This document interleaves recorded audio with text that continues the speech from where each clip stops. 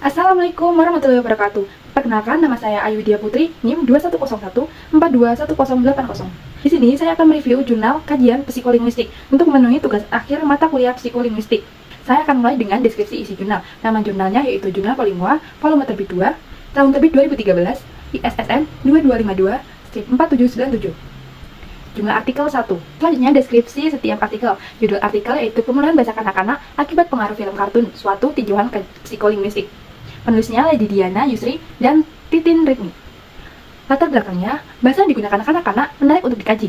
Hal ini karena apa yang diucapkan oleh kanak-kanak itu adalah perolehan dari yang ada di sekitarnya. Ucapan kanak-kanak mempunyai banyak penafsiran, dan orang dewasa, terutama sang ibu si anak-anak, pada umumnya dapat menafsirkan ucapan kanak-kanak itu dengan tepat.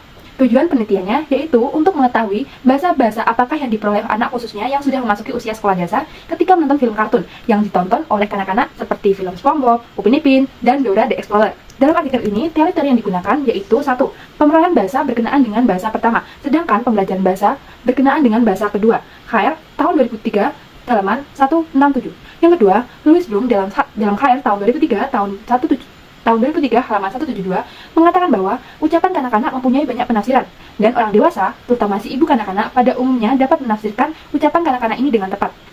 Clark dalam KR tahun 2003 halaman 197 mengemukakan bahwa pada antara usia 2 tahun sampai 5 tahun, anak-anak mulai mengelompokkan kata-kata yang berkaitan ke dalam satu medan semantik. Penelitian ini menggunakan metode penelitian kualitatif yang bersifat deskriptif. Prosedur penelitian ini adalah pengumpulan data, menganalisis data, dan menyajikan hasil analisis data. Pada tahap pengumpulan data, penulis menggunakan metode simak, yaitu menyimak ujaran anak-anak yang diperoleh dari menonton film anak-anak. Data yang digunakan pada penelitian ini berupa contoh-contoh ungkapan yang digunakan oleh anak-anak pada tahap menjelang sekolah dasar yang ada di sekitar rumah penulis. Metode yang digunakan untuk penyajian hal analisis data pada penelitian ini adalah metode informal. Selanjutnya ada hasil dan penelitian. Beberapa contoh ujaran di film kartun yang sering digunakan oleh kanak-kanak. Yang pertama, "Ma, bagaimana cara kita pergi ke Jakarta?" Yang kedua, "Ayah, oh ayah, mana buku Nisa?" Yang ketiga, ada percakapan ayah dan Nisa. "Ayah, ini punya ayah kan?" Nisa menjawab, "Betul, betul, betul." Yang keempat, Nisa mau Krabby Patty. Yang kelima, "Hello Patrick." Simpulannya adalah anak-anak menjelang sekolah perolehan fonologinya sudah lengkap. Mereka pada tahap ini sudah bisa membedakan fitur-fitur semantik dan sudah memilah benda-benda yang mereka lihat.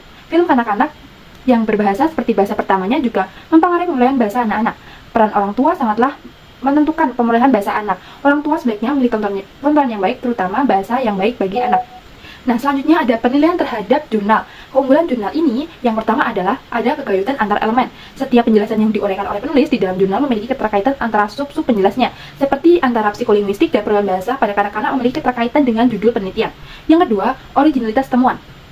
Penemuan penulis yang masih belum atau jarang ditemukan yaitu pada kalimat kanak-kanak yang mencoba menirukan struktur kalimat yang ditayangkan pada film Dora the Explorer, yaitu "Ma, bagaimana cara kita pergi ke Jakarta?" Yang ketiga, kemutakhiran masalah. Masalah yang dibahas penulis memiliki kemutakhiran karena memang film kartun sangat dekat dengan dunia kanak-kanak. Yang keempat, ada kohesi dan koherensi isi penelitian. Beberapa paragraf dalam jurnal memiliki kohesi dan koherensi yang padu seperti pada kutipan paragraf berikut. Bahasa yang digunakan kanak-kanak sangatlah menarik untuk dikaji. Hal ini karena apa yang diucapkan oleh anak-anak itu adalah perolehan dari apa yang ada di sekitarnya.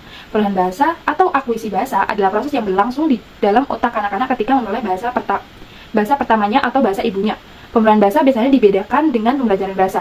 Pembelajaran bahasa berkaitan dengan proses yang terjadi pada waktu seorang kanak-kanak mempelajari bahasa kedua setelah dia memperoleh bahasa pertamanya. Selanjutnya, kelemahan penelitian ini.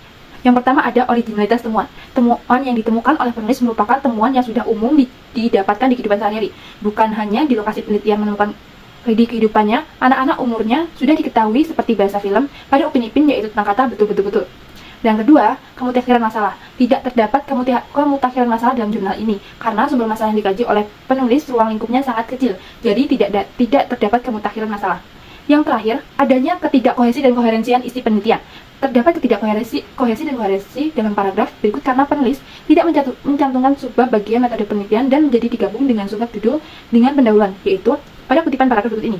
Kanak-kanak yang dimaksud dalam makalah ini adalah kanak-kanak pada tahap menjelang sekolah, yaitu menjelang anak masuk sekolah dasar yang berkisar antara usia 4 sampai 6 tahun.